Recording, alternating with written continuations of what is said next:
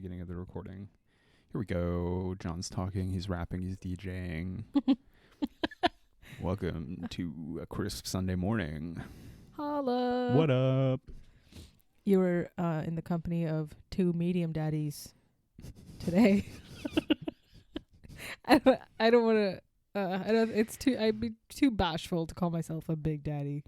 Really? Yeah. What about like a rap name that's like Little Daddy? Little Daddy's Does that still exist? cool. I think I'm more of like, I don't think I'm cool enough to be a little daddy, so I'm definitely a medium daddy. For sure. I think I would prefer children to call me that.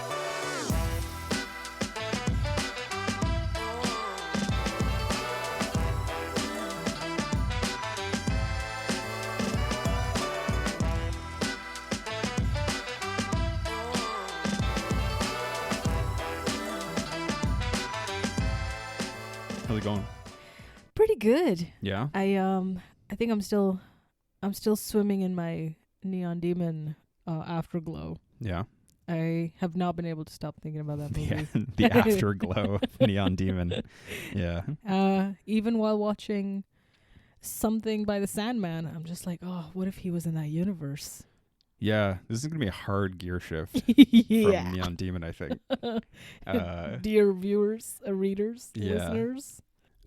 Yeah, because we're talking about a very different film.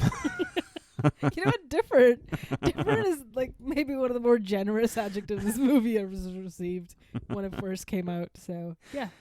Yeah. What are we talking about today then? Well, we're talking about the only daddy who matters. The biggest daddy of all. Sandman. And the big daddy. Hell yeah. Big Daddy.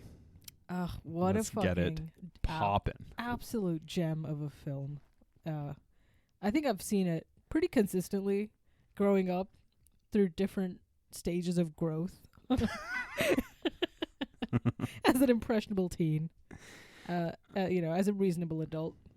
Still great. This is yet another movie that we've done that we watched on our vacation together, and we were like, hey, this movie's good. But like, a 27-hour flight has nothing to do with how great this movie is. It's not like we were loopy. We were, where were we? We were somewhere in Scotland. We had been traveling. I mean, it was like a chill day where we had arrived somewhere. I think, wasn't it Fort William? Who I think cares? it was, yeah. Shout out Fort William, Shout out Fort Scotland. It's just the biggest. It's the medium daddies of, Lots of big towns. daddies there. Yeah. So I was gonna say something, and I've completely forgotten what I was gonna say. So go ahead. Were you? You know what we should do is actually introduce the podcast. Yeah. What? I think I was gonna say, is that the thing that you were gonna do? Welcome to the low ceiling. I am. Okay. Damn it! You every messed us time. up again. I am John. And I'm Pre. Fuck yeah. That's what you listen to. Yay. That's what you're tuning into. Don't tune out. We have 16 commercial breaks coming up. Two medium daddies talking about one big daddy. Yeah. For anyone who was hoping we were going to have another 2-hour epic about a movie that we both really love, we still might, but I got some stuff planned that's going to alienate and frustrate anyone who listens to this. So just you wait. Just like this movie Hell did to yeah. the dear viewers. I mean, you love this movie. I love this movie. Yeah, and you watched it this week and you love it more because we were both like, this is a good movie. Yeah. And when we watched it on our vacation, I have actually, to be honest, and I'm saying this now and it sounds like I'm like fucking cool and stuff, but I've always had like a secret crush on this film. I've always been like, I really have always liked this movie. Yeah. And that's like seeing it when I was like young, like really young, like 10, 11 or whatever, and then up to now, I've always kind of been like, and this is something we got to get into, I've always kind of been like, this is Adam Sandler's best film. Really? Yes. Oh, that is big praise, man. Yeah. Okay. Even we're just not gonna acknowledge Uncut Gems. You're just gonna straight up go to Big Daddy. Uncut Gems is not an Adam Sandler film, really. It's not. True. True. It's a film starring Adam Sandler. It's kind of like, I don't consider funny people an Adam Sandler film. It's a Judd Apatow film that Adam Sandler is the star of. There's no one pissing in their beds in Uncut Gems, so obviously it doesn't qualify. That we see. That probably is That in we one know of the scenes cut from the film. Kevin Garnett That's the just cut waking gem. up and being like, I was so nervous about this finals game. This piss gem has been cut. He's I'm like sorry. hugging the diamond in his bed, and he's like, I pissed the bed again. And they're like, this is why we're trading you to the Brooklyn Nets. Oh no. Sports humor. God, Right. I hate it. I know you love it. Let's tell me about the movie. What's going on with the Big Daddy? Well, no, How I is wanna shit I wanna I wanna ask you, is this Adam Sandler's best movie? I know there's a lot of nostalgia for me, so I'm gonna say it's the best for me. Yeah. For me, Big Daddy, yeah, it's definitely up there. It's his most financially successful film, Oh, besides until Hotel Transylvania 2 came out. It was this is what I read. This may not be accurate, but that's what I read on the webs. I love Happy Gilmore. Growing up as a young Canadian, it seemed that CBC was basically like, this is the only movie that involves hockey to exist that we can show on TV. So it was always on, I think like every Sunday night they showed a heavily edited version of Happy Gilmore. So I've seen that movie 100 times. It feels like every man's rite of passage through life and boyhood into manhood is through this movie, or at least some form of Adam Sandler film. Yeah, and I've never been a fan of Sandler when he's like being a bit of a weirdo, like Waterboy or Little Nicky. I like when he is like the wry, sarcastic version of himself, you know? Yeah. Yeah. You know what? I changed my answer immediately. Little Nicky, so good. Just wildly better than Big Daddy for me. Really? So emotive. Oh, okay. I can't tug it at my heartstrings. And this movie doesn't? Okay, let's get into it. I do have to admit, even on my, again, pretty recent rewatch of this film, fucking got me. It got me right in the feels, god damn it. The way I was like thinking about this movie, I read some reviews. I read some retrospective reviews because they're a little more interesting. This movie, it did not get great reviews when it came out from critics. But this movie is pretty well liked, it seems, from like most people. Yeah. And the way my like thesis about it is like it's kind of a movie for the people about the people in like a socialist fashion. I mean, not really, but it's kind of a crowd pleaser in that way. Mm-hmm, mm-hmm. And it's for good reason, you know. Some huge names, even back in the day. You know, a little known guy who goes by the name, I don't know, Jude Apatow? I don't know if you've ever heard of this. What about him? You know, his obviously more famous wife, Leslie Mann. Oh, yeah. She's great. She's so funny in this. Yeah. Rob Schneider, he's doing lots of cool stuff today. We all know how great Rob Schneider has been lately.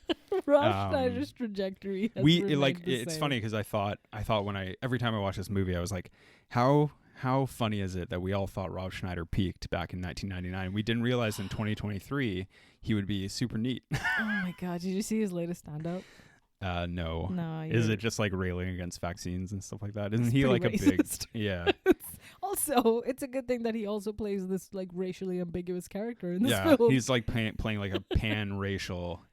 Yeah. He's definitely not a white Jewish man. Yeah, I wouldn't... Yeah, like just let's preface this. That, like I recognize how some of the jokes in this film haven't aged perfectly. Fucking dumb and poor taste. And I was going to ask you, like, remember gay jokes? Like, remember when they were just a thing that a person could put in a movie and it was like... Yeah.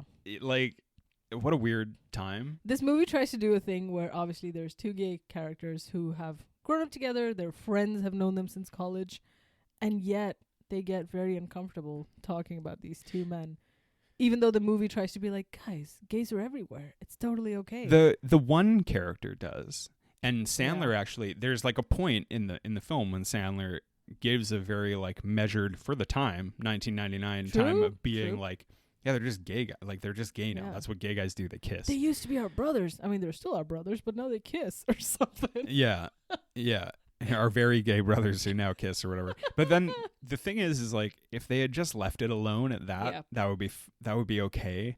But it gets a little like, it's just it does kind of still become a joke. And then you're just like, Adam Sandler, like you are your character is fine with this, but it still has like you still have jokes later on in the film that are kind of poking fun at gayness. So another tidbit that I remember because I listened to this podcast a long time ago, but Paul Thomas Anderson really likes this movie, which shouldn't surprise me because I mean he's worked with Adam Sandler before on Punch Drunk Love, but also as I've expressed to you, all of Paul Thomas Anderson's films are about a person who can't emotionally connect to the real world. And it does not surprise me that this movie is like, he's like, yeah, I like that one. It really speaks to me. The main character seemed very ill and unhinged. And so I really related to that. Yeah. Me as PTA. You as PTA's representative. Yeah. Yeah. PTA. Hey, what's up? Cancelled. You know, with this movie, all right, let's get into the plot a little bit. It opens with, and maybe I'm wrong here, but this young 5-year-old Julian shows up at Adam Sandler's doorstep. What are you talking about? There's like 10, 15 minutes of plot before this happens. What? Julian shows up at like 15 minutes into the film. What happens before that? Oh God, people have come to understand that the Low Ceiling podcast is we're breaking down every scene. True. We're looking at every great shot. Yes. We're talking about everything. Cinematography. Yeah. The lights. Mm-hmm. The makeup. Costumes. Glamour. Acting. Glitz. The writing. Glitter. I'm just saying the same words. But you're right. We're talking about it all. Yeah. Every frame is a painting. Oh. And we're here to not be that annoying. So, no, the opening of the movie has a really cool. I love the credit sequence because it opens with a phone call between Sonny and his dad is berating him for his behavior as just like a childish man boy, right? And the actual, I honestly think like the first couple of minutes of this film are really great for like this in this like 90s way. And so Sonny answers the phone and his dad is basically like, you're lazy, you have too much money. He got money for a cab ran over his foot and he's been using that money to live off of. He works one day in a week as a toll booth person, a toller, as like I think they're called in the biz. Yeah. And he has a girlfriend who's way out of his league. Just so unrealistic. Come on. He hangs up the phone and she springs awake and she is late for her whatever thing she's going to, and she decides that Sonny is not the man for her, and basically they break up. Now Vanessa, the girlfriend, I have to say, after watching this movie a couple times, I feel kind of bad for her. You mean Adam Sandler is not the hero in this film? Get out well, she just kind of becomes the butt of a joke. Yeah. Like the entire way through. Very quickly. And I'm kind of like, when I was watching her, I'm kind of like, she's not wrong. She's not making unreasonable demands on Adam Sandler's character. But I think like maybe for real life man boys who refuse to grow up, they probably watch this movie and they're just like, what a bitch. Yeah, 100%. Can't believe. I can't believe a woman would ever say something like that. Why would she leave this Adonis of a man? Yeah. This man he has money, he has the weirdest loft on earth, and he lives with the host of The Daily Show. He's living all our dreams, TBHA. Yeah, so he lives in this loft with his girlfriend and Jon Stewart. Although Jon Stewart, you never actually see him living there, but he's the roommate apparently. Mm-hmm. And so we like get a picture of his life. He works in the toll booth. He's an incredibly kind of lazy but well-liked man. Adam Sandler is. And then we find he ruins a surprise party for Jon Stewart because Jon Stewart is going to China to do lawyer stuff. Jon Stewart plays a great lawyer. I wish Jon Stewart acted more. He's really good actor. I mean, in that time, there's a couple bangers from Jon Stewart. Yeah. Outside of Big Daddy. Name them all. Which I will shortly, but do continue to speak as I look this over. We meet Jon Stewart's girlfriend, Leslie Mann, who is a podiatrist but former Hooters employee, which is a joke that's milked to death. It's just the fucking that Hooters bit where Adam Sandler is exactly the type of man who would go to Hooters every single day if he could in that movie. And then he turns around and goes, she works at Hooters. Ha ha ha, what a dumb bitch. Is there a more famous restaurant on earth besides Hooters? Chuck E. Cheese. Like, I don't even know if it exists anymore. I've never seen one. No. I've never been to, I mean, growing up in Canada, we don't have Hooters. We just have. Oh, in the movie they reference there's a Toronto Hooters. At some point. Maybe in the 90s. I don't know. Maybe in the 90s. Oh, blessed time. Ontario is definitely the place they'd want a Hooters because there's lots of guys like Owls? Adam Sandler. Oh, right. Lots of owls. There's lots of guys who would be like, Vanessa is such a bitch there. Let's put it that Oh, way. yeah. Those Ontarians are weird, man. You ever met one? They always give off that vibe of just like, ugh. I used to be in Ontario. Yeah, you're not really, though. No. Yeah. I think as a minor. You can so never it be a doesn't true count. Ontarian. You don't have like crossed hockey stick tattoos on your I don't the have the back of your street leg cred or for something. it, no. Yeah. Good try. Good Good try. try, But yeah. you can't be. Yeah. No matter how much you want to be, you can't. Girl can dream. Yeah. So the party, there's lots of Hooters humor. There's some good, some classic gay humor.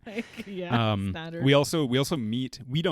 Sandler doesn't meet, but we meet Layla, played That's by right. Joey Lauren Adams, Mhm. who is Leslie Mann's much nicer, more understanding, sweeter sister. Yeah. Yeah. I Yeah. want to go back to this later, but go on. No, go on. We're in the plot. We're deep in it. They talk about, at some point in the plot, though, they talk about how they had the same difficult childhood, right? So Adam Sandler spoils a surprise, which was meant for Jon Stewart. And then obviously Leslie Mann is upset that, oh no, we wasted the good surprise on Sonny. Fucking dick. And she runs off to the bathroom and she's inconsolable until her sister comes in and is like, oh, remember that time when we were kids? And yada yada, gives her a sweet childhood story about their existence. She's like an angel. Yeah. Yeah. They both had the same childhood. And obviously Leslie Mann's character is a fucking doctor, or well, studying to be. Meanwhile, all she gets berated for is, oh, remember the time you worked at Hooters to put yourself through medical school? Come on. I think that is like, watching it now that I'm older, you kind of get that Leslie Mann's character is kind of being the bigger person by being like, they're like, I don't care. this And girl has Adam to be Sandler, like he is, because if you think of it in real life, you're just be like, you're taking it too far. Like, I don't need to hear about this joke ever again, they try to make Leslie Mann this villain character, this like evil, But- but she's the most reasonable person. But as you're older, like you really relate to her. Oh, yeah. You're like, oh yeah, she's correct. Yeah. Yeah, about everything. Yeah. I also like, so that thing where where she's like, we wasted the good surprise on you. I like that later when he meets Joey Lauren Adams, Yeah. she brings that up. I think that's a very like she says that line. Mhm. I think that's a very real, funny thing that would happen in real life if such a silly moment actually happened to you. I really like that. Oh, totally. So anyway, and then Jon Stewart proposes to Leslie Mann Mhm. at the were we calling her Adams this entire time? No. Who knows? Hmm. Jon Stewart proposes to Leslie at the party, and Adam Sandler does not want him to do it because he does not like her. So he kind of ruins the proposal as well. He's like, "You're not proposing, are you?" Yeah. To which he's like, "Shut Just up, think Sonny. about it." Fucking, my God!" Like, obviously, there's this huge party. She knows, she expects that she's gonna get proposed to at some point, and then as it's happening, Sonny sticks his dick in it and ruins everything. As he always does. Yeah. Yeah, like you start on these viewings, you start to see that like he's difficult certainly to be around. Yeah. He's meant to be 32 in this film. Yeah. I feel very targeted right now. Just the other day, you walked in and ruined someone's wedding. Every time I Pissed see in the every time bed. I see a proposal, I'm just like, well, think about it first. Like, Jesus. Well, like we said, I mean, this might be too revealing about our own life, but remember we walked by that couple the other day who were arguing, and I was like, I know. really just wanted to stop and Let's listen. Let's just witness this. Yeah. Because you don't really see, well, I don't really see too many people being untowardly towards each other. Yeah, in the streets but it's here. always a real joy when it happens. And I'm like a sick eavesdropper, and I love listening. Every time we're in bed watching something, and I hear someone yell outside the window, I'm like, oh, we gotta listen, and it's never you fucking good. Live for the drama. I love it. I absolutely love it. Yeah. Danger, everyone on their phone on the bus out there. I'm listening. I'm hearing what I'm hearing you say, yeah, I'm almost there. I'm hearing you say, yeah, we just passed King Ed. I'm hearing you say it. It's gonna be like that news column where they're like, hey, I passed you in the bus, but like our column's just gonna be like, saw you were fighting. Yo, the other day saw you were fighting as well. You both suck. Yeah, so anyway, Jon Stewart heads off to old China Way. Old South to China. Old sea country. And Julian shows up, is dropped off on Adam Sandler's doorstep. Mm-hmm. A young boy played by two young boys. Ugh. Two twins. The Sprouse brothers. Sprouse brothers, yeah. Yeah, why have I heard their name? They are still in the entertainment industry, right? They were the kid, Ross and Rachel's. Oh, wait. Ross's kid and Friends. Same kid. Yeah. And then obviously now a taller kid. Really? He's pretty tall, yeah. Yeah. Or medium. How much taller? More than 2 feet. Yeah, that sounds about right. That sounds like a kid. That's good. That sounds like a kid to me. He was still there. They made this movie with all of these points in the writer's room. I'm sure of it. They're like, how big is the kid? Definitely 2 feet. Good. Lock that kid down. What about its twin brother? You're like, hey, do kids grow? It's like, yeah, later. Yeah, they do eventually if you feed them. Fuck wild. Fucking. Oh my god. So, we find out that this is apparently somehow Jon Stewart's child, and he was born in Buffalo. He's from Buffalo. Actually, we find out later. That's right. He's from Buffalo. Jon Stewart's like, that can't be true. And then Adam Sandler devises a plan that can really only work in a 90s film where he's like, I'm going to use this child to get back my girlfriend, Vanessa, who's broken up with me, to prove that I'm a responsible man. Yeah. Which, as you know, look, it's me. Going to go super cool. I'm the father now. He calls the social worker to kind of ask what's going on. George R. R. Martin. Yeah, the social worker played by George R. R. Martin. Actually, so the social worker, Arthur Brooks, he's played by an actor named Josh Mostel. I looked him up because he's actually really good in this movie. I really think he plays the type of bureaucrat at somewhere that I would want to chat with about a problem. You know? Nice. Like the part where he goes in and he's like, look, I can't take care of the kid anymore. And blah blah, you know what I mean? Yeah, all that. yeah. And he's just like, look, we'll look for a family. Yeah. You hang out with the kid, and I'll let you know if something comes up. We'll pretend you never came in today. So and I was like, comforting. oh man, I wish people were helpful like that in real life. No, I want that colleague. Yeah. He seems like a good guy, and he's like not the villain. He is the one not crazy one in the movie. Basically. I was gonna say all of Child Protective Services are totally the villains in this fucking movie. Arthur, especially, sweet, gentle Santa Claus man. No, he's not. He's doing his job. He's doing the right thing. My knowledge of New York State child laws has skyrocketed with this movie. So this is how I know the number one villain. You were like super up on it before. You're always telling me about child laws in New York State. Yeah, I'm like, they're 2 feet tall. I know everything I need to know about them. Yeah, we wake up on like a crisp Sunday morning. The birds are chirping outside, and you're just like, did you know that if a child turns 13 and what? This is going somewhere else.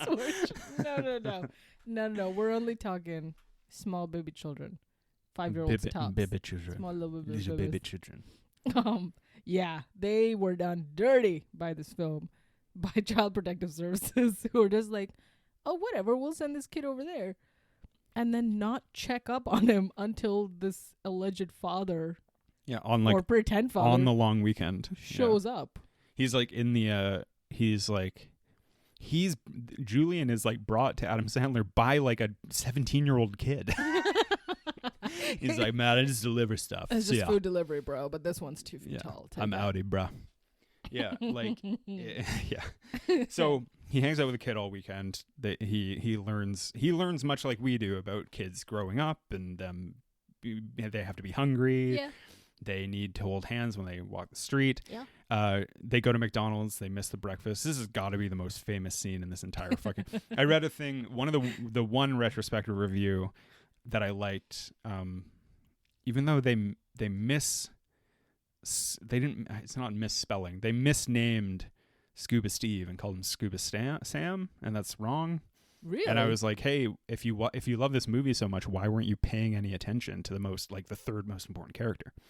So, they glaring but he was saying that like the McDonald's scene was like single-handedly made McDonald's do all day breakfast or something. I don't know how much of that is true, but you know, shit, move their hours. Yeah, they saw the writing on the wall. Once Adam Sandler gets his hooks in you, That's true. then you can't say no to anything. Yeah. McDonald's is the uncut gems now. And they encounter Steve Buscemi, the beautiful whack homeless man, unhoused person. And I mean, it's just a fucking montage of kid stuff. Yeah. He pees the bed. He puts the newspaper down. Yeah. Sonny covers everything in newspaper. It's There's great. milk everywhere on the floor. Also, are you telling me this dude who's lived 32 years doesn't know how to like clean piss and throw up? He seems like he would still be doing those things every Friday in his own bed. He is truly like a man-child in that way. Just like he's definitely got to have like the know-how to clean up. Well, but remember though, so he's in this loft and he's basically been left alone without Jon Stewart or his ex-girlfriend, right? So like maybe they were picking up. He's probably a terrible roommate, but at least he pays. Leslie Mann's coming by to pick up all that shit.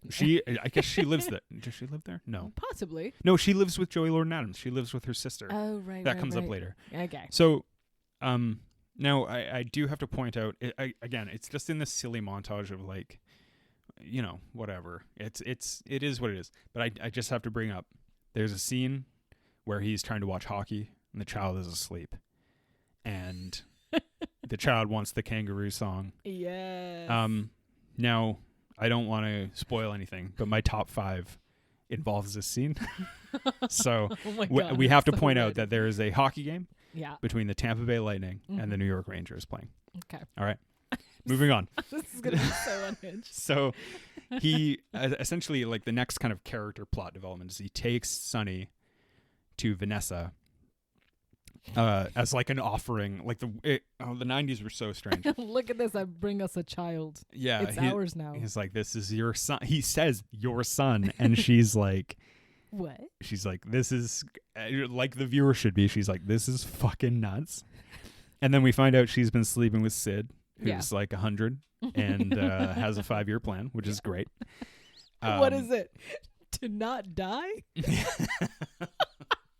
Again, there's some fucking fantastic like one-liner zinger gems that Adam Sandler drops every now and then. This is one of them. This is why I think he's better as like the sarcastic Adam Sandler normal guy, because his line delivery in certain ways is so funny. Like even when he's like, you're not proposing, are you? Yeah. And then he's like, well, just like think about it. While it's happening in a room full of people. Oh man. So he basically like he starts to really like this kid, but he tries to bring him back to Arthur Brooks and be like, I can't. He's like, I'm not his real dad and stuff. Yeah. And we have to bring up too, this whole time he's pretending to be the father. Kevin, Jon Stewart. He's not told them that he's not Kevin, right? So, and then so he goes to the Secret Service, not Secret Service, Child Protective Service guy, and says, still not admitting that he's not the father. He still says very much that, I can't with this kid. Just go find the mom.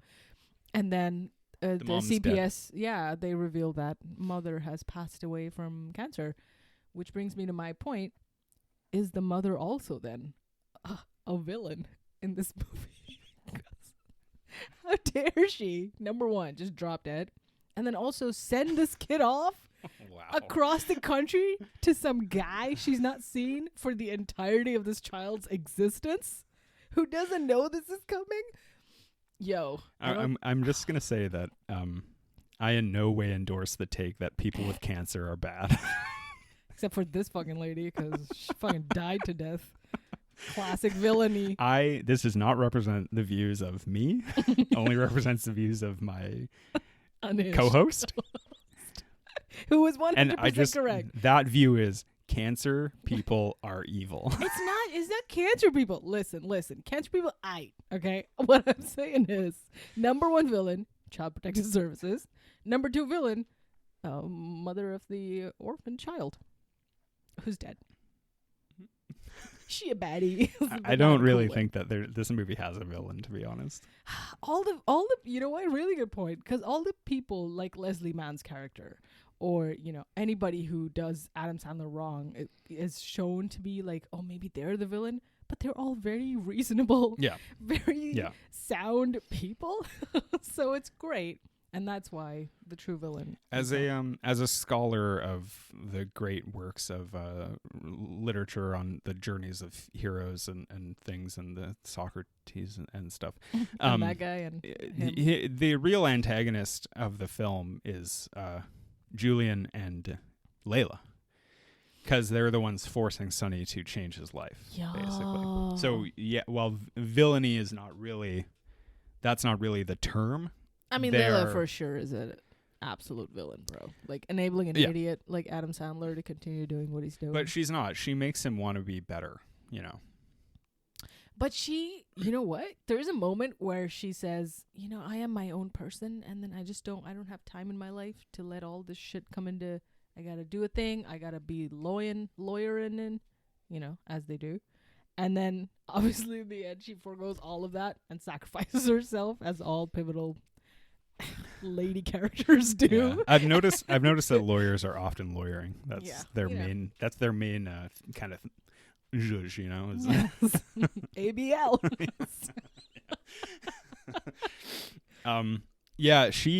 She also kind of like changes her mind, about what's important to her. Weak. So there's all this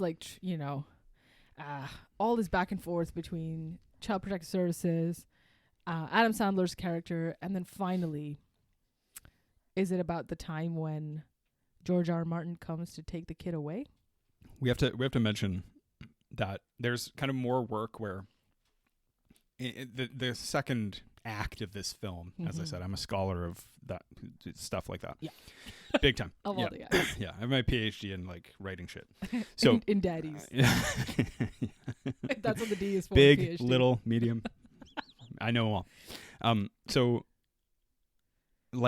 he has this montage where he's like, I'm going to parent my way and let the kid make all these decisions. Then the kid decides to go to school, so he goes to school, and Adam Sandler is like, "Man, I'm a kick-ass dad." And then he finds out later that he's not like the greatest dad. The teacher kind of puts him in his place. He's like, "Your kid stinks. He's got to play Benjamin Franklin. We're going on tonight." And so basically, like, Adam Sandler learns to access another level of fatherhood, which is also good, and that I think is like what changes Layla's vision of him a little bit.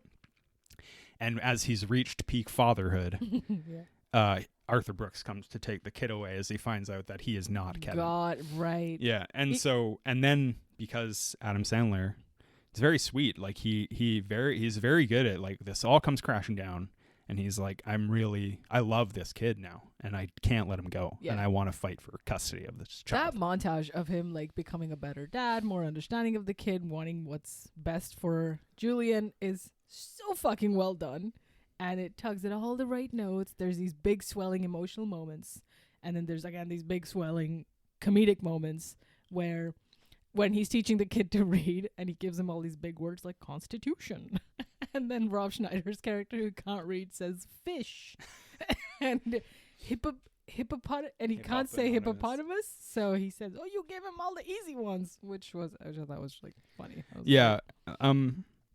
You don't often hear this about an Adam Sandler movie, but this movie is tight. Movie is just not a second wasted on screen. Really, I actually kind of believe that. I think it is like a very like, it flows really well. There's not too much extraneous stuff that shouldn't be there, I think. No. I think one of my favorite parts is when they have these roller skaters who go downhill, and initially both Julian and Adam Sandler's character are trying to trip them or get them to fall in the water, and then because now they're mature adults and people, they now are standing by the road holding a sign that says "Careful, go slow." And Steve Buscemi's character, with a cart full of shit, comes speeding down. And when he crashes into that pole and he gets up and makes the goofiest face, that's some fucking Oscar-winning cartoon shit, man. I was so happy. I wish Steve Buscemi just did dumb shit like this. And what's he doing? Reservoir? Get out of there. Buscemi can do anything, man. Anything. It's My amazing. God. So yeah, like that's like the visual kind of change you see is like first they're watching them fall down and hurt themselves, and then they're being responsible people. Yeah. It's great. It's nice. It's cute. And so basically, that one scene, of course, and I have to say, when obviously George R. R. Martin comes to take the kid away. Can we stop calling him George R. R. Martin? Okay. The man has to write a book. He's too busy to be acting in Big Daddy. Well, clearly he isn't, because he's just hanging out, probably rewatching this movie for the 40th time. He, the kid, obviously torn, he doesn't understand why he's being taken away from Sonny, from Adam Sandler's character. He just goes, but I don't even like the Kangaroo song anymore. And as he gets dragged out of the door, he screams, but I wipe my own ass. Very classic. Yeah. Oh, and I'm like in mid tears, but then also cracking up. It was so confusing. It's heartbreaking, that moment, because, like the kid clearly thinks that it's Adam Sandler's choice to have him taken away. That's what's so sad about that moment. Oh, and then so basically we end with a fucking banging courtroom scene. Adam Sandler, he needs people to like defend his cause. He has 2 lawyer friends. Yeah. But Adam Sandler dropped out of law school. I forgot to mention that, but it doesn't really matter. So So he has his 2 gay lawyer friends, his brothers, not brothers, his friends. Layla, they defend him. Layla fucking shows up in a little surprise move, and so does Adam Sandler's dad. Mm-hmm. People come as witnesses to Sandler's character. It's very sweet. Who comes out as witnesses? Mr. Hurley, the man who fights him in the bar every week or whatever. Old man, a very guy. really cool old man. Steve Buscemi and Rob Schneider, guy who has nothing to show for other than a McMuffin that he hasn't gotten. And then in a brilliant lawyerly twist, Adam Sandler puts himself on the stand. Classic. And his father is the one to question him. So you're telling me this dude has like 5 lawyers on his side and none of them are his witness. They're all co-counsel, but they're all together going, yeah, let's get that alcoholic on the stand. I don't think they can be co-counsel. Well, they're his friends. They can be a character witness. Babe, you're the high-powered New York attorney in this couple. Why don't you know? I'm telling you, it's the state laws. And as number 1 child protector, I am the service. I know all things. It was so unhinged. Okay, QAnon. Chill out, right? He's got all this like law power, just like these big swinging dicks of legalese sitting right next to him, being like, it's all right, we'll get an alcoholic to be, your character witness. Hold on. You're no. Hold on. Because Layla does question Julian. Sure. So she does do her work here. I know, but like, why aren't they in the booth itself and being like, yeah, he's an alright guy. He's a good dad. Because they're his co-counsel. God. All of them. He could have Don't you know anything about law? When was the last time he saw 6 co-counsels for one person? That OJ show. And then also he ends up doing the FX one. Still a banger. Yeah. Not the juice. No. And then they get ethnically ambiguous, racist Rob Schneider character to be like, yeah, Adam Sandler, good guy. Good guy. He orders food for me. He hangs out with me.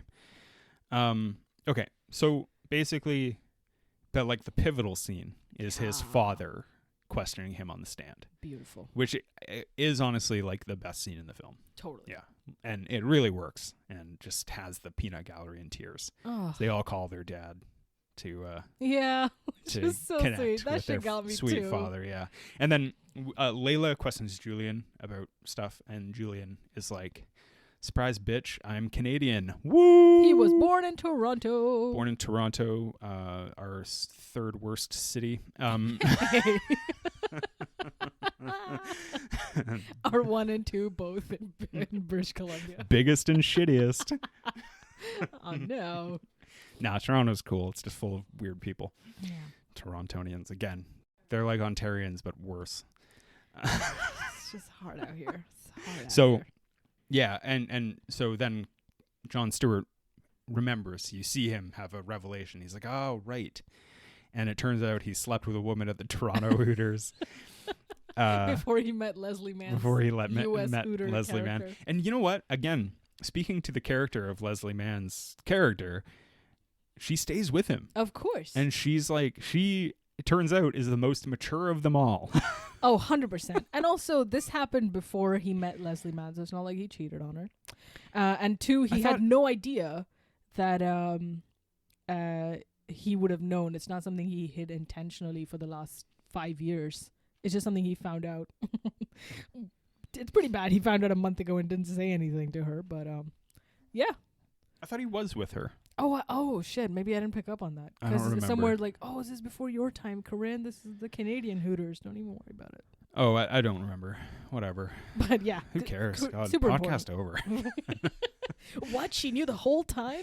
Big Daddy, more like Small Daddy. I don't know. So and then the Kevin refuses to press charges because he's Sonny's best friend, and then he takes Julian. He becomes Julian's father essentially. Yeah. And there's a sweet scene where they connect on the park bench, and that's nice too. Yeah, and then from there, a year later, Adam Sandler is Julian's uncle. He's married to Layla. They've got a little daddy themselves. And guess where they're having that party? Hooters. Classic. And the whole time they parade. Poor old Vanessa is there, and she just gets spit on once again. And so is Sid. He's flipping burgers in the back. Yeah. That was part of his 5-year plan. That was part of his 5-year plan. Love yeah, it. She's probably making hella tips because she's a real hottie. And then Julian looks at Adam Sandler and goes, "Is that old balls?" And it's just a sweet, sweet ending. Yeah. Sweet ending to that movie. Yeah. Yeah. And that is the plot of one of the tightest films of 1999. Oh, so tight. Hell yeah, man. Fucking love I it. do like this movie. I do think it's Adam Sandler's best movie. Yeah. It is absolutely so sexist and racist and just obviously homophobic to some degree and just not good in this climate. Or should it be good in any climate? It should not have been acceptable. And still there's so many emotional fucking excellent moments. There's these good like comedic swells and you're just wondering, am I a good person for loving the fuck out of this film? Yeah, I don't know, like, I'm talking to you, the listener. Like, I don't know how old you are and stuff, but if you weren't around for like this time in cinema history, this kind of humor where people were just like, oh, okay. And like, I honestly, that like, it was a different time. I'm not defending it at all. I think it could do without a lot of that humor. Today. Yeah. Not For 100%. good reason, like for perfectly good reason. Totally. But even like Happy Gilmore. Happy Gilmore doesn't even have as like offensive humor to it. There's just lots of like fighting people and beating up Bob Barker and stuff. Well, Adam Sandler's favorite thing is to just be angry guy. Yelling, service people, kicking children. stuff. Yeah. I mean, I maybe Happy Gilmore might be a funnier movie in my opinion, but Big Daddy is like overall a better film. Totally. Yeah. Totally. Fittingly at 39%. Big Daddy. I can't defend that rating, man. I'm like, yeah, sounds about right. Well, like, it was funny. I was talking to a friend yesterday about how just like today, like nobody likes comedy movies at all. Like they always get shitty ratings. But I think in history has shown that like for the most part, comedy, like most comedy movies just get like people are just like, whatever, Oh. except for like a very slim few. Yeah. Oh. Yeah, and this is definitely one of them. Like, I don't know, what's another comedy movie from 1999 that Oh shit. no. slaps? Oh yeah, Magnolia. You want to get into this top 5 that I'm avoiding because now I realize how alienating and silly oh God, it is. It's gonna be so upsetting already. So, What are we top 5ing today, John? there's been a lot of Canadian content on this podcast today. Julian's Canadian. One thing I respect about Adam Sandler is he's a hockey fan, or seems to be. Mm-hmm. I grew up as a hockey fan. I'm not as big of a fan now, but I'm a big fan of like sports stories that are really weird, like things that weird people in sports did. Ooh. And so I looked up that game that he watches, and I was like, when was this? So it was a game played in January 1999 between the Tampa Bay Lightning. Yes, people of Florida, there is a team there. They've won 2 Stanley Cups, 3 actually. They won 3 Stanley Cups in front of a total of 600 fans. And the New York Rangers, featuring Wayne Gretzky. But I was like, wow, who was playing on this team? And so I found the top 5 weirdest players to play on that team. And there's quite a few. Oh God. And by weirdest, I mean like they did strange things in their careers. Oh. Yeah. So I know you're not a hockey fan, but this you might enjoy this. So Vincent Lecavalier at number 5, he was drafted first overall. And when he was drafted, the owner of the Tampa Bay Lightning said he would be the Michael Jordan of hockey. So Who? No, I'm just kidding. yeah, so maybe you might not know this, but lots of people know that Michael Jordan won 6 championships, 5 MVPs, and Oh I shit, believe even I know that. 6 Damn. Finals MVPs Right. and 1 Defensive Player of the Year award. Jeez. Vincent Lecavalier never scored more than 1,000 points and only ever won 1 individual award and 1 Stanley Cup. So, 1,000 points seems like so many. but for like a great player, it's in the NHL. What's a good number for a great player? Closer to like 1,500. So it's hard to gauge because Gretzky had over almost 3,000, but he has more assists than anyone else has points. Oh, alone. Yeah. jeez. So lots of great players break the 1,000-point range. Lecavalier came close. He had a injury history, but he came close. But just calling him the Michael Jordan, he was not. He's not the Michael Jordan. Coming in 4th, one of the most hated players in NHL history is Darcy Tucker. Darcy Tucker is quite famous for almost ending the career of 2 guys by hitting them. He caused the NHL to alter the rule book because he blew out the MCL of Mike Pekka on a hit below like the knees. No. Yeah. No. So that was really cool. Later they played together on the same team. The other player, number 3, Mike Sillinger. Mike Sillinger has the inauspicious, he is recognized as being the most traded player in NHL history. He was traded 9 times in an 18-year-ish career. Yeah. And he played for 12 teams overall. And the thing that's wild about Mike Sillinger, not a bad player. Why are they musical chairs in this? I don't know. He just seemed to get tossed into like every trade deadline. He'd be like, there he is. He's on the move again. God damn it. Second, and this one is close to my heart as a Vancouver Canucks fan, Dan Cloutier. So Dan Cloutier, he comes from a long line of ill-advised starting goalies for the Vancouver Canucks. And in the early 2000s, people were like, oh yeah, Dan Cloutier. He played well for about 8 months. And then in the 2002 playoffs, we were winning the series against the record-breaking team, the Detroit Red Wings, who went on to win the Stanley Cup that year. We were up 2-0 of a 7-game series, and that was like, wow, like, could we actually win this? And then Nicholas Lidstrom, the greatest defenseman of all time, scored a goal from center ice on Dan Cloutier. It's still when I close my eyes, it haunts my dreams to see it. And that honestly, that ruined Cloutier's career. Basically, he never ever came back from that. No recovery. And by about 2004, 2005, the Canucks had traded him. And a couple years later, he was basically out of the NHL. Dead? That Oh, and shit. injuries. Dead. He was dead to the NHL. It's over. But for like now. that and injuries basically like tanked his career. It was Ah. yeah. And now I learned a lot. That's fucking cool. no, I got number 1. Number 1 is yeah. even weirder. Oh, Number no. 1, the inauspicious Mark Savard. So Mark Savard was a pretty good player. His career was unfortunately ended a little early due to a concussion issue. But Mark Savard also has the distinction of having been accused of biting another player, not once but twice He's in the his Ozzy career. Osbourne of, And so hockey. in the first instance, he was suspended one game for biting none other than one of the NHL's most hated players, Darcy Tucker. Because Hey, Darcy Tucker, as Savard said, he stuck his finger in my mouth, and so he bit him. what the? And actually, in that case, he denied it. He denied having bitten Darcy Tucker, but there is clear video evidence of Tucker at least shoving his fingers inside Mark Savard's mouth. But then, What? if that wasn't enough, in I think 2009, there was another video of him biting someone else.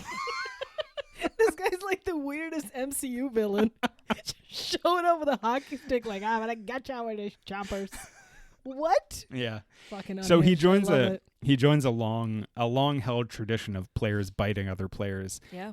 There's a really good what's it called?